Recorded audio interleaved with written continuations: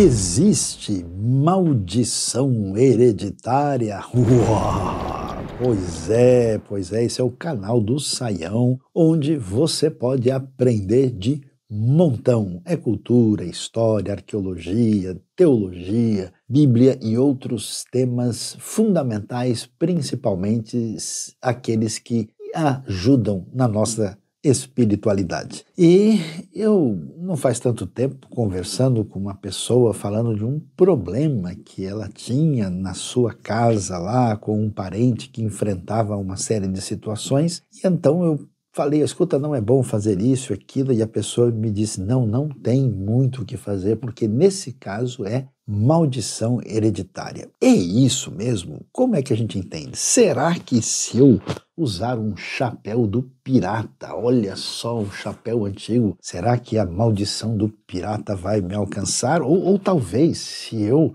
pegar aqui alguma coisa que mostre o chapéu do sultão, né? Será que dos tempos antigos, lá da terra do sultão, vai chegar alguma maldição? Ou talvez, se eu pensar no mundo do Egito antigo, sim, não tem o livro dos mortos, e será que se eu pegar esse papiro que de tão antigo que existe, dá até dó, por acaso vai me alcançar a maldição do faraó? Que história é essa, Saião? Como é que a gente entende esse negócio? Existe ou não maldição hereditária? Vamos lá, pessoal. Esse assunto envolve aquilo que tem a ver com a nossa realidade do dia a dia, com a nossa biologia e com aquilo que também a conversa teológica apresenta. E algumas pessoas têm até mesmo pensado nisso e falado nisso nos nossos dias, dizendo o seguinte, olha, se alguém tem um problema, se alguém tem uma dificuldade, se alguém luta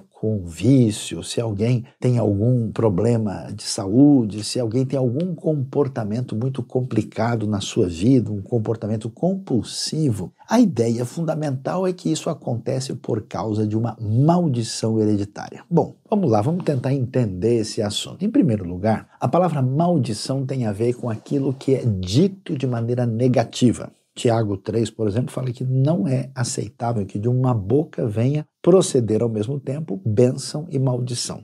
Por isso que você tem, né, os famosos verbos da língua portuguesa, bem dizer e mal dizer. E é verdade que as palavras positivas ou negativas influenciam a nossa vida. Claro, se uma pessoa está sempre falando coisas negativas, isso vai, inclusive, influenciar o seu organismo de maneira ruim. E o positivo também é verdade. Mas não é verdade que somente as palavras determinam a realidade à nossa volta. Nós temos, claro, né, a necessidade de observar a realidade concreta do mundo. Se uma cascavel picar você, injetar veneno na sua corrente sanguínea, não serão palavras positivas que vão neutralizar esse veneno. Então, essa realidade entre pensamento, linguagem e realidade concreta são elementos que fazem parte da nossa vida. No mundo antigo, e que inclui o mundo bíblico, havia essa questão de que numa situação complexa que envolvia as relações humanas e as relações também com o sagrado, se falava de palavras muito fortes, que eram palavras de maldição que invocavam, vamos assim dizer, os aspectos positivos ou negativos sobre a vida de alguém. Então havia palavras de bênção e palavras de maldição. Mas fica claro, até pela leitura dos textos, que não era verdade que simplesmente repetir uma palavra dessas poderia dar certo. Quer ver um exemplo interessante? É curioso, lá em Atos 19, quando nós temos alguns indivíduos, né, filhos de um homem chamado Seva, que foram enfrentar um processo endemoniado e se apresentaram com palavras fortes de bênção em nome de Jesus. Aquelas palavras não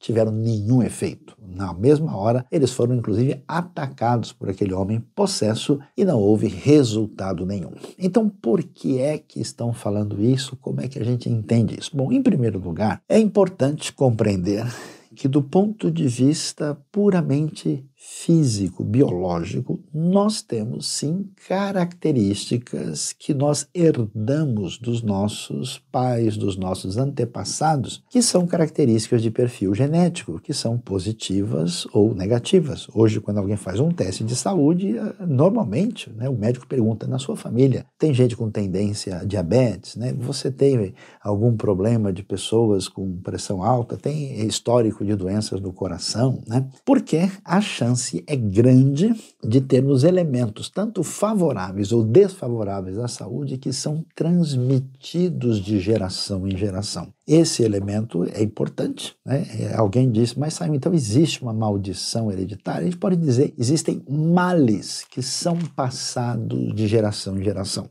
Por exemplo, uma pessoa tem calvície, que é herdada dos seus antepassados desse fator genético. Isso é tão interessante que essa compreensão nos ajuda a ter uma compreensão mais adequada do ser humano, antropológico, porque no mundo que a gente vive, nesse contexto ocidental pós-moderno, nesse mundo individualista, a gente sempre cai na ilusão que todas as coisas são decididas no nível individual. E tanto a biologia como a teologia tentam mostrar para nós que essa individualidade é limitada. Nós fazemos parte de um contexto familiar, de um contexto social, de um contexto global. Por isso, parte dos nossos problemas, tanto pela biologia como pela própria teologia, tem origem, sim, no passado. Tem origem naquilo que começou lá atrás, e essas coisas nos afetam. E vamos assim ser bem objetivos e francos, não adianta chorar o leite derramado. Não adianta a pessoa chegar e dizer: olha, eu tenho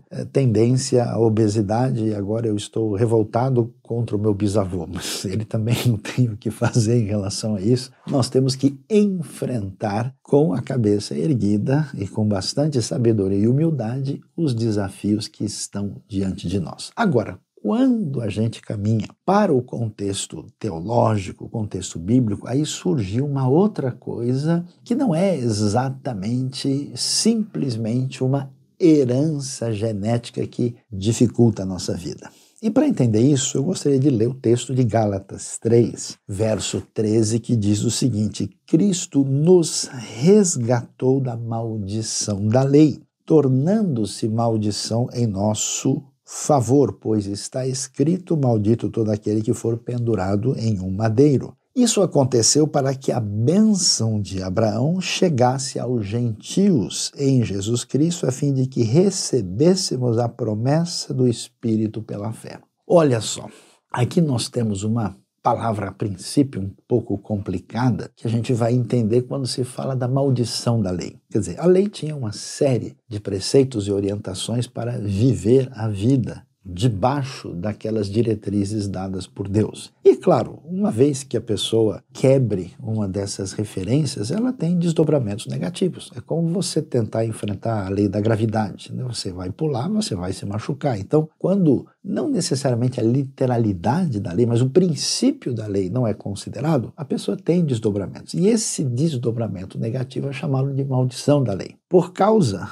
do amor de Deus em Cristo, Cristo vai sofrer isso em nosso lugar, essa ideia, né, de alguém que substitui, tornando-se maldição por nós, porque o que acontece na condenação de Cristo é, podemos dizer, a maldição máxima, né, sob a pena ali dos romanos, e com o objetivo especial que a bênção de Abraão chegasse a nós. E aí, atenção, aí que começa o nosso problema. Ufa, eu acho que a gente teve aqui uma exegese pirata nessa história. Por quê? Porque a questão é a seguinte: algumas pessoas lendo esse texto entenderam que receber a bênção de Abraão e escapar de toda a maldição, adivinha, é ficar rico e ter toda a saúde absolutamente perfeita. E a razão por que pensaram isso é porque leram o texto de Gênesis que fala de Abraão, mas lendo o texto de Gênesis capítulo 13, a ligação que fizeram foi exatamente a seguinte. Versículo 2 de Gênesis 13, Abraão havia ficado muito rico em gado, prata e ouro. Então, com esse entendimento indevido, já que Gálatas não fala nada sobre riqueza material, muita gente entendeu o seguinte: primeiro, que os problemas que nós temos na nossa vida são de origem espiritual. Quer dizer que alguma coisa ruim aconteceu em algumas gerações lá atrás, né? Não nego que algumas dessas coisas possam acontecer, mas a ideia é que todo e qualquer problema não está ligado à responsabilidade da pessoa, não está ligado à decisão da pessoa, não está ligado necessariamente a uma enfermidade que faz parte dessa realidade genética, mas em que a pessoa está numa situação meio que fatalista, como se um destino perverso controlasse a sua vida e ela não tivesse nenhuma responsabilidade nas suas escolhas. Pois é, o texto de Gálatas não está falando da riqueza de Abraão. A bênção de Abraão que chega às nações não tem nada a ver com riqueza e muito menos com saúde perfeita. Portanto, qual que é o foco aqui? A bênção de Abraão é a bênção de Abraão, sim, mencionada em Gênesis capítulo 12, e não no capítulo 13. E em Gênesis 12 nós temos o texto tão conhecido, tão importante, tão especial, que vai nos dizer que bênção é essa. Diz o texto: e o Senhor disse a Abraão: sai da tua terra, do meio dos teus parentes, da casa de teu pai, para a terra que eu te mostrarei, e farei de ti uma grande nação, que te abençoarei, engrandecerei o teu nome e tu serás uma bênção. Abençoarei os que te abençoarem, amaldiçoarei quem te amaldiçoar, e todas as famílias da terra serão abençoadas por meio de ti. Tá vendo só? Aqui você vê que em Gálatas está sendo dito que a bênção de Abraão ia chegar às nações, aos gentios. E exatamente é o que acontece na grande promessa de Gênesis capítulo 12. Quando Deus abençoa Abraão e fala do bem que ele traria no futuro, diz que através dele seriam abençoadas todas as famílias, todas as tribos, todos os povos da terra. Então você vê que bênção e maldição aqui não tem nada a ver com dinheiro, com riquezas ou com uma espécie de saúde perfeita. E, portanto, o que nós vamos encontrar quando se fala isso é uma compreensão indevida, equivocada do que o texto bíblico nos apresenta. E eu acho que, para piorar a situação, algumas pessoas ainda caminharam numa direção meio complicada. Que direção é essa? A direção de dizer o seguinte: olha, para você vencer a maldição hereditária, você precisa fazer certos rituais capazes de resolver essa situação. Então, por exemplo, a pessoa está o tempo todo endividada. Toda hora ele tem problemas financeiros difíceis de resolver. A explicação: puxa, tem alguma maldição hereditária, porque o seu avô, o seu bisavô também tinham esse problema. O que a gente faz? Temos que descobrir qual é a fonte espiritual dessa situação, e a pessoa então vai lá e faz um ritual, apresenta lá, vai num determinado lugar, joga azeite, faz uma série de coisas de maneira para lá de mística e diz: olha, a partir de agora então nós quebramos a maldição hereditária, de modo que daqui para frente você não vai ter o mesmo problema. Pessoal, pode até acontecer que haja um problema espiritual específico na vida de uma ou outra família que exija lá uma oração dedicada, mas atenção, esse não é o caminho de resolver os problemas e os desafios da vida. Não aparece em nenhum lugar no Novo Testamento a necessidade das pessoas quebrarem esse tipo de maldição.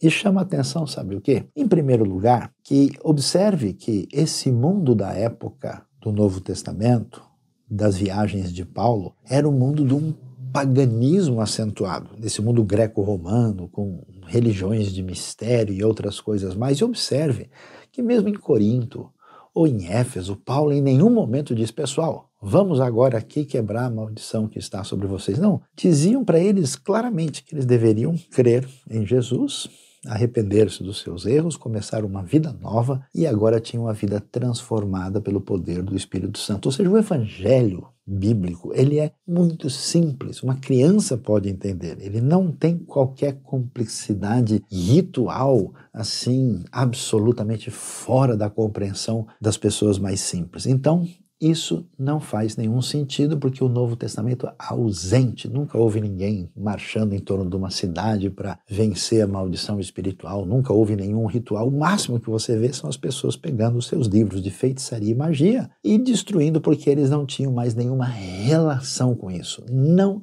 é verdade o que muita gente tem sugerido por aí. A segunda coisa que merece atenção é a gente perceber que se as pessoas precisam ficar visitando o passado e até os seus antepassados para resolver um problema aqui do presente, a pergunta é qual que é então o poder do Evangelho de Cristo? Qual é o poder do Espírito? Qual é a razão de ser dessa novidade de vida que a gente encontra no Evangelho? Nós certamente estaremos esvaziando o verdadeiro sentido da nova vida em Cristo se precisamos de não sei quantos rituais para resolver os problemas da nossa vida. Em terceiro lugar, o problema sério dessa mentalidade é a gente se render a uma realidade, vamos dizer, fatalista. Quer dizer que a coisa que acontece na minha vida, eu não vou resolver por bom senso, por prática ética, por observar princípios de Deus que você tem na sabedoria de Provérbios, né? Uma pessoa, por exemplo, que resolve gastar menos e não ser tão consumista e organizar a sua vida financeira e trabalhar direitinho, tende a prosperar muito mais do que alguém que faz algum ritual esquisito. Então, nós precisamos revestir a nossa vida, né, pelos princípios da Bíblia de bom senso, de tato, de equilíbrio e de uma atitude sóbria, em vez de achar que se a gente jogar o óleo ungido no telhado da casa, então a nossa casa nunca mais vai ter problema d'água. Não é esse o caso. E, finalmente, a gente deve entender que também é necessário ter consciência da nossa fragilidade e limitação. Vivemos dentro dessa realidade de criaturas, num mundo imperfeito e caído, e, consequentemente, quando alguém tem problemas de saúde, a pessoa não deve sempre achar que vai resolver isso de uma maneira mística e ritual. A pessoa precisa se tratar. Precisa fazer o que Paulo faz quando ele aconselha a Timóteo, que está doente do estômago, quando ele recebe de Deus a palavra minha graça te basta, ou seja, nós vamos ter